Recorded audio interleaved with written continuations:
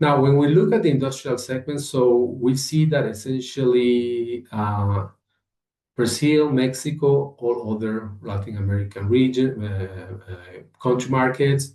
I have to highlight also two things. Mexico and Brazil are the most industrialized markets in the Latin American region, but they are different in structure, in the way how they are connected to the global markets. So essentially, Mexico is pretty much export-oriented and to the North America supply chain, and while Brazil is more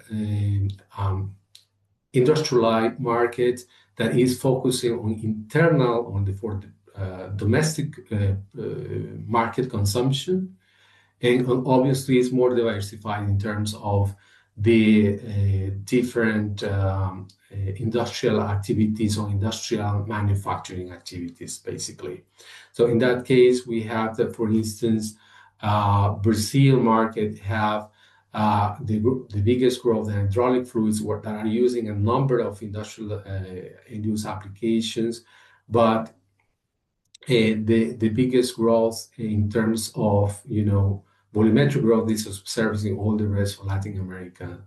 In the case of Mexico, it's bigger in metalworking fluids because of the heavily reliance on manufacturing end uses or industries like automotive manufacturing in the entire value chain serving that market. So it's a heavy consumption of metalworking fluids. It's a bigger market and also have a better growth potential.